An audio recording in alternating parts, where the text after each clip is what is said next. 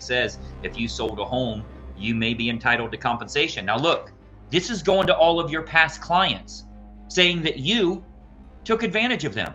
Well, I don't know. Do we even need real estate agents anymore? The big question right now, are real estate agents needed in today's market? There's certainly arguments on both sides. We know which one we agree with, which side we agree with. But I wanted to talk a little bit about that today because there's certainly been a lot of noise out there for the fact that you can buy and sell without a real estate agent. Of course you can. You've always been able to. I just don't know if that's a smart move for the typical buyer or seller that's out there. Wanted to talk a little bit about that, give you some tools that you can use as a real estate agent as well, so you can grow your business and attract more clients.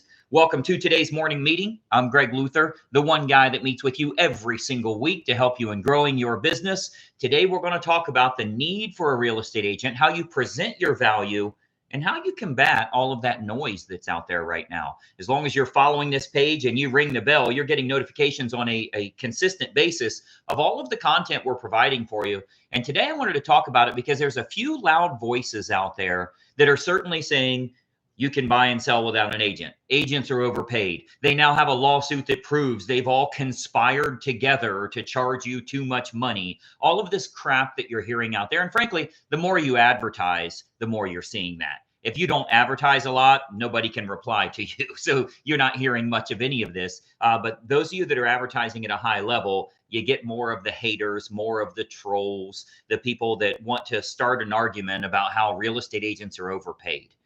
It's like, look up how much the average real estate agent makes. It's below the poverty line, quite literally below the poverty line on what they net. So the NAR lawsuit has created a frenzy online. No question about that. Today, I want to give you some tools, show you what to do and say so that you can build value around what it is that you're doing. But making it worse, not only do we have that lawsuit, which literally says, and the folks have agreed to this and settled with this, that NAR and real estate brokerages and real estate agents conspired to essentially set fees or to make a standard fee structure as though it's not negotiable. It's always been negotiable. And frankly, a lot of people have had a hard time getting up to what we would consider to be an average number. Now, making it worse, once this happens, all of the law firms then start their predatory approach of representing the victims and sending out postcards. So I was just looking at what I've received here at my house. I'm sure you've received these class action lawsuits and you're entitled to settlements. I get them over and over and over and over from all of these different attorneys. Every one of these is from a different attorney saying, essentially, you were a victim of your own real estate agent. The agent that represented you charged you too much, didn't do it the right way, didn't negotiate, put you in the MLS, all of that. I mean, you can see the fine print on the back, who's entitled. And it basically says, if you sold a home, you may be entitled to compensation. Now, look, this is going to all of your past clients saying that you took advantage of them and they're entitled to funds. They proved in the court of law. So all of this stuff that's adding up in their mind as though agents have done something wrong. It went from, years ago, it was, cancel the police. Now it's cancel the real estate agents, right? Because they've all been conspiring to screw everyone. Well, I think it's a very small number of people trying to be loud. There is no question the value that's provided by a real estate agent. But listen, you got to show that. You have to demonstrate that. Don't assume that they know that's the case, because there's a lot of trolls out there saying, oh, well, you could just use an attorney to fill out the contract. That's what they believe to be valid approach. Do you understand there's a difference between an attorney and a real estate agent? Do you understand there's a difference between what they can do or will do or how they get paid? With all of the stuff going on now where you're negotiating directly with your buyer, how many times have we heard these buyers saying, oh, well, I can just have an attorney write up the contract? Or if you've met with for sale by owners, a lot of our inner circle coaching members, we have a FSBO approach we use. It's not a lot of business, but it's 1 or 2 listings a month. If you're using that approach, you get 1 or 2 listings every single month using the FSBO approach. But you know what a lot of FSBOs are going to say? Oh, I don't need a real estate agent. I've already got an attorney to do the paperwork and everything. You don't have a buyer. Who's going to sign the paperwork. What are you talking about? You can have an attorney fill out the paperwork? Do you think that's what realtors do? You don't have a buyer to sign that paperwork. Do you understand you need somebody to find that buy? It's not going to come from putting a sign in the yard and waiting on something to happen. So this common misconception, and by the way, the same is true with buyers. A lot of buyers are saying, I don't want to pay you 3%. I can go directly to the listing agent and save money. They will write it up, or I can have an attorney write it up. Do you know how attorneys work? You write a contract, 3 offers on the home. You don't get accepted. Oh, sorry, just let me know when you need another contract signed. Here's my bill for doing that. Oh, sorry, you didn't get this one. Here's my bill. You pay every time, not when you successfully close. So a lot of these things, agents have just never really been put in this position to, I wouldn't say defend yourself, but to build value around what you do.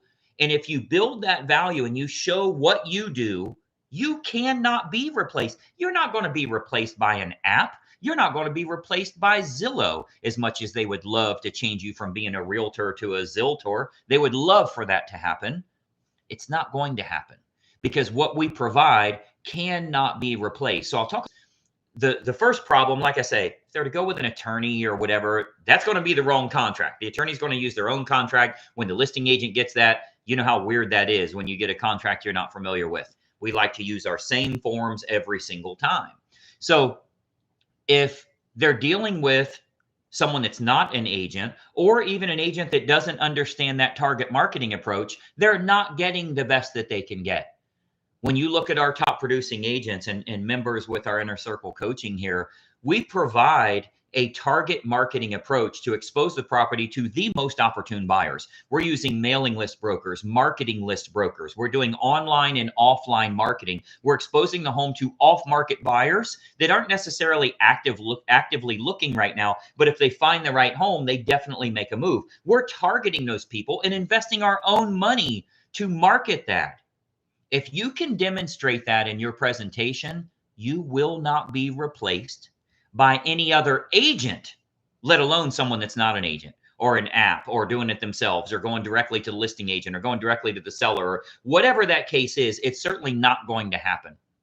So you have to know how to build a value stack. I want you to write that down. You have to know how to build a value stack around what it is that you do and give that presentation to show why they should, first of all, use an agent, but more importantly, use you. If you build that value stack, if you show your target marketing approach, this is true on sellers and on buyers, but if you can build that value stack, they cannot replace you with anyone else at any price. Oh, your husband is a realtor? He doesn't do this. Oh, your sister is an agent? She doesn't do this. She's an average. She's a commodity agent, completely replaceable by somebody willing to do that at 0.5%. That's not what I do. Here's my value stack. Here's why you need to use me in lieu of everybody else. Here's why your bottom line number is better if you do it this way. So we have a lot of members that are crushing it right now with their value stack video presentations. I oftentimes call it a faceless video. Okay. So a lot of times, if I say, get on Facebook, do YouTube, put some videos out on YouTube, you're thinking, oh, I don't want to be on video. I'm not good on video. Well, who said anything about you? It can be a faceless video. It doesn't need to be you. It could, hell, I could do the presentation for you and you just show, here's why you should work with Jennifer. Here's why you should work with Bob, right? Because here's a full presentation. These faceless video presentations, just meaning it doesn't show your face like this. It might be a PowerPoint or B-roll footage or whatever, providing that value stack, showing them there's a difference. They're welcome to shop it online. They're welcome to call any attorney, any other realtor friend that they have. They'll never get this. The other realtors don't even know this world exists. They have no idea how to do this. Because they don't know what it is, they'll say, oh, you don't need to do that. You just put it on the MLS. It's just going to sell. Well, that's because they don't know there's a tremendous difference. They don't know we can sell homes for more than the average agent can because we're exposing it to the most opportune buyers.